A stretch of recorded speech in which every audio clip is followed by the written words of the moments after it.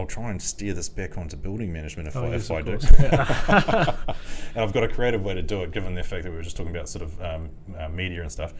I've always thought, those a TV show about what we do would be quite entertaining, especially from the point of, you'd have it like one of those. Remember those shows that were on like noise control and the shows about property managers and things. If we had cameras following our team around, and seeing some of the things that they have to deal with on a day-to-day basis, that would be quite an interesting thing. You'd be up for that, wouldn't you? Oh, absolutely. I wouldn't even be nervous. Not anymore. Could just imagine that who's going to be needed. You need a commentator, and, and this is the Body Corp secretary's meeting, but this is the AGM. Yeah. But well, they did have renters. I haven't actually watched it yet, but that is pretty much was property management and the tenants from hell, that sort of stuff. But for those of us who've been in the industry, it's like the old saying, when the lunatics are running the asylum, you'd think you'd have more trouble with the tenants. Sometimes it's the homeowners that are crazier. Yeah, exactly. Yeah. And there's always two sides to it.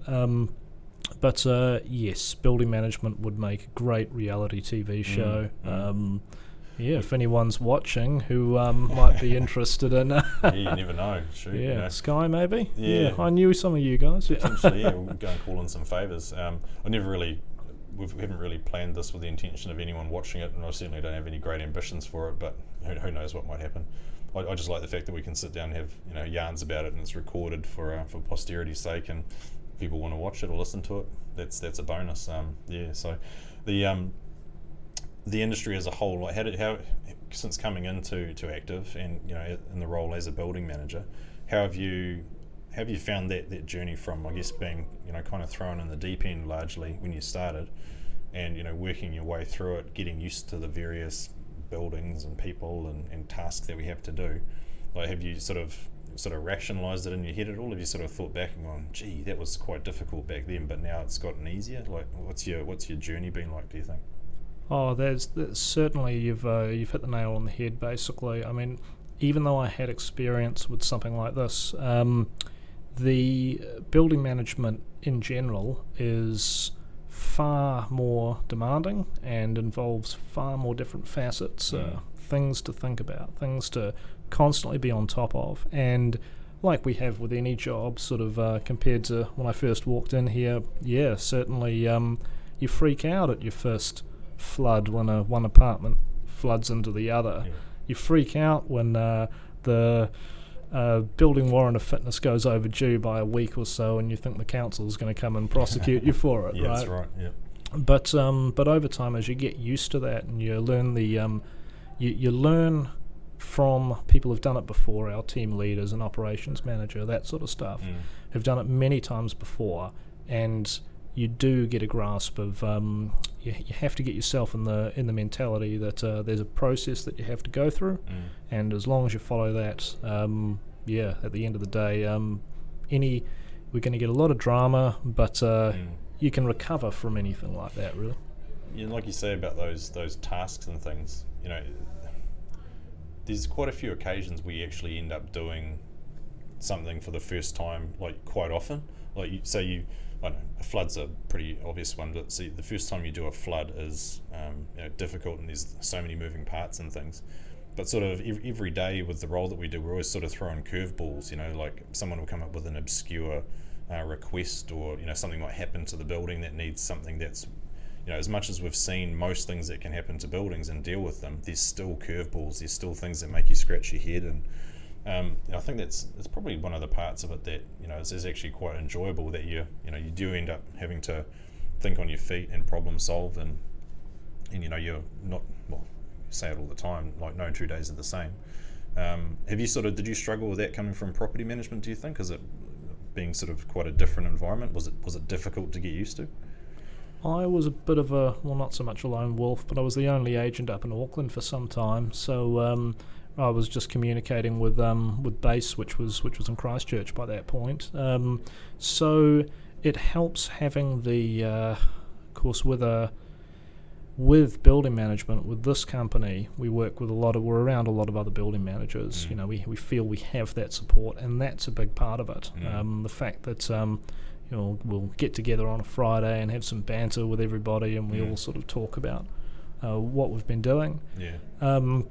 And I think it's not for everybody. No job that can be stressful and is stressful a lot of the time is going to be for everybody. But for me, and I think probably most people would think this way, that it's best to have a job that's stressful than a job that's mind-numbingly boring. Oh, you imagine that. Oh, my goodness. I mean, not to knock anybody who does menial jobs and things like that. I worked in hardware stores, worked at a gas station. I even was a labourer, believe it or not, for for a couple of weeks. Yeah. But the thing is, though, that that stuff's menial. You're doing the same things essentially over and over and over, stocking the same shelves, the same product, and after a while, you learn to really wish that somebody ran into the store and tried to fight you to steal stuff, because you end up clock watching, in a lot of those sorts of roles. And I think it comes down to how you're wired essentially. And some people just really get into those sorts of roles and they love it. But I've done similar things to you in the past. I remember doing landscaping for a bit, and just those jobs where you end up going, oh, what time is it? Shit, it's only 5 minutes from the last time I checked my watch. And I think in building management, sometimes you go, holy shit, it's like 4 o'clock, and I thought it was 1 o'clock or whatever. It's that time flies, and it can just get not out of control, but you lose track of time because you're so busy juggling and keeping so many different aspects of buildings like moving forward. Yeah, so no, I get it. It's a tough one. And so coming into the team environment, like, how did you find coming into Active, say, as opposed to other companies you'd worked in, like, and you can say whatever you like, it doesn't offend me, but how did you find, say, the culture or the people when you came on? Well, not meaning to sound completely sycophantic on your on your podcast, Brady, but I put it this way: I have faith in the people who I work with, but to have faith in the people that you work with, you're basically saying you have faith in the recruitment process and the ability of a company to find the best man or woman for the job. And by and large, I from the very first day, I've been very impressed with the wealth of knowledge and backgrounds that different people have had. We've had quite a lot of facilities managers, of course, and a few fellows in the property industry from long ago, and it all sort of comes together. And the thing with a job that can be stressful and that involves so many different things is that it seems to instill, and also jobs where you're looking after something like a building, it seems to instill this almost a sense of nationalism, and I guess is the same thing, I mean, this is my building, I don't want anything to happen to it, I don't want floods, I don't want robberies, not on my watch, and we get that sort of level of pride, and it helps us in it helps us do our job. Yeah, that's right. Yeah, because we've always been big on, trying to get the best people that we can, and there's certain times throughout Active's history where, sometimes you end up just having to employ people, which kind of sucks because, you end up not employing people for the right reasons, and it's more out of desperation than anything. But we've always tried to make sure that, people feel welcome, that they feel comfortable, and that we have a pretty diverse workforce. But I think people largely have, everyone's kind of got some little part in common as well. Like, there's a really good bunch of staff here that do get on a really good social level in that, and I think that's important. It's part of creating a culture is making sure that people have things in common with each other, and that's part of my role of identifying and bringing in building managers is sitting down with them, because our interview process is pretty lax. Like, we basically just sit down and do this. Essentially, we just have a chat. Actually, I might do a podcast interview with someone one day. So, do you mind putting on the cans and just seeing, just having a listen? But yeah, it's much easier to build a positive company culture off the back of a good group of people rather than the other way around. I'd hate to think what it'd be like if we just employed people, say, off qualifications rather than just attitude and work ethic and things like that. So it goes a long way. And so what are the what are the things you actually enjoy about the role? Because we'll follow that up with what are the the good, the bad, and the ugly, I guess. So what are your sort of things that you really like about building management? Well, I guess the main thing that I like is the variety. I already touched on sort of how obviously I don't like doing menial tasks and the same things over and over. Well, this is anything but that. This is you never know what's going to happen. You can put everything in place. You can go around and do your visits at your sites and everything. And like what happened last week, 3 p.m. on a Friday, getting ready for an office function. And somebody, while they were cleaning their apartment, shatters a window up on the third floor, and you're phoning around the glass people to try and get out there. And it's stressful at first, then you get used to it. It doesn't really matter. It's stressful for everybody else when stuff like that happens. But the main thing is you don't know what a day is going to look like, and it keeps you on your toes. And really, when all's said and done, you prefer that over knowing that something's just going to be the same old stuff every single day. That comes back to, I guess, the words that we've got written on the wall around the office. The identify, solve, communicate. And it took us, I don't know why it took us so many years to just boil down what we do to essentially those 3 words, because those 3 words go a long way in how a job or a task is is completed by the team. And if you go back to that thing about the broken balustrade, was it? So identify is like not necessarily you have to identify it, but someone did, and they called through to yourself. Solve, which is actually going, okay, what's the issue? Then dealing with finding the best contractor for it. The best contractor on a Friday at 3 or 4 o'clock is hard to find. And then the communication part is massively important, right? And so it's having the communication between yourself, the contractor, and the and the person that's affected. And as long as those 3 things are happening, it tends to close that whole loop around dealing with an incident. If you take any one of those out, the whole thing falls over. If you identify the incident, but you don't sort of solve it, but you're talking all the time and you're actually getting nowhere, that's no good. And same as if you identify and solve, but then you don't tell anyone, the reporting side of it's hugely important, and people like to be kept up to date. And that's why I've always pressed those 3 things: is identify, keeping your eyes open, keeping your ears open, being available. Solve, obviously having our big contractor base that we go to arrange these things, and then communicating what we've done, whether that's back to an individual or a committee or a body corporate. So yeah, did you sort of find those 3 words, does that fit in with how you work? Because I know everyone does this job slightly differently. Does that sort of fit in with how you operate? Oh, certainly. And I would never be able to sort of boil it down to to such succinct sort of things. But at the end of the day, because I'm not a philosopher, but that I am. but at the end of the day, that's it. And communication is in many ways the most important thing, because not everybody, everybody knows what a property manager does, because most people have rented, or they've got sons and daughters who rent, they hear about it. Not unless you've lived in an apartment building, and even then, a lot of people aren't really familiar with the role.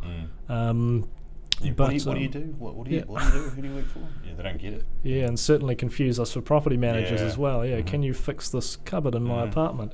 But the thing is, the communication is, I would say, the most important, because and I don't blame them, a lot of members of Body Corps and other residents will be wondering at some point, why do we have active on board? Why do we have a building manager?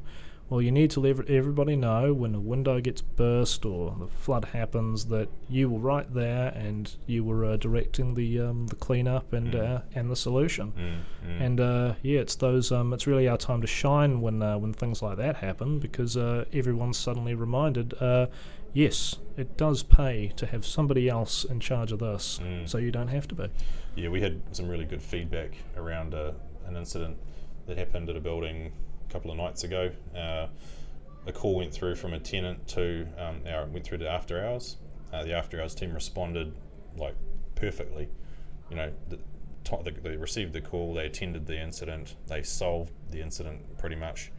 The tenant of the property was really happy. They told the landlord. The landlord's on the committee, and the person on the landlord mentioned it at a meeting the other night and spread it around the committee that they were really impressed with how the service worked as it should, worked seamlessly.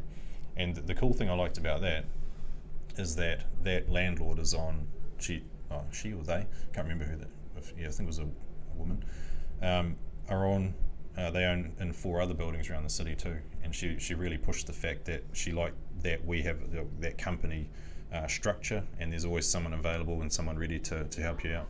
And that's how. Yeah, well, that is that's the word of mouth. That is the ultimate sort of way to advertise and to get the message out there. It's not what we see on television, and I understand we don't really. Have we ever done advertising before? I know we don't currently, but not a lot. We're going to do a little bit more. But that's it. It's referrals. It's getting the message out and people knowing and telling other people in their social circle. And I've always, I did a bit of studies of marketing and advertising and that, and I think there's a real push in the industry to emphasise the importance of watching something on TV or seeing an ad on the internet. But really, I think the most important sort of advertising, the stuff you remember, is what your mates tell you.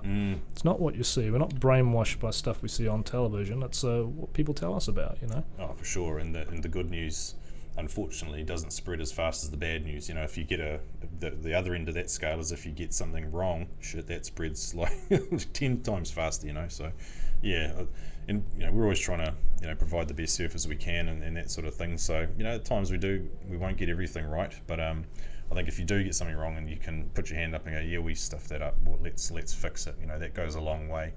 As soon as you start sort of digging a hole and and saying, oh no, it wasn't us, it clearly is. You don't take responsibility, and the accountability and trust goes out the window. Yeah, probably the easier question to answer is what sort of things about the role don't you enjoy? I knew it was coming. At the same time. At the same time as I never enjoyed my encounters with sort of hostile tenants or homeowners back in the day, I think it's more to do with, well, of course we don't like people who are grumpy and angry and things like that, and take out the frustrations, and they will be present in any job unless you're a well-loved CEO who or a dictator or something. Probably a dictator, yeah, that's right. Yeah, goodness. Yeah. But it's mainly it comes down to, I feel it's people who do not want to take responsibility for their own actions and want to push those problems on other people. Sometimes we're not perfect. We will mess up. As a building manager, lots going on, and not everything we'll do will be the correct course of action. But it certainly doesn't help when people are outwardly hostile and obstructive. And I would say the things I don't like, all of those encounters stemmed from people behaving in that sort of way.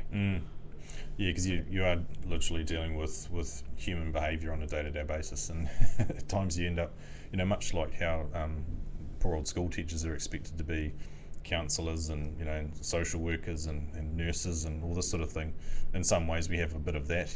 We've got to be quite diplomatic with how we work, and at times, we certainly say to our staff, never put yourself in the way of harm, because there are often times where you're in a building doing your work by yourself, and you might encounter some nutcase. You've got to be very careful with how you sort of hold yourself and how you approach certain situations. And certainly we're not expecting our team to get in the way of any harm at all.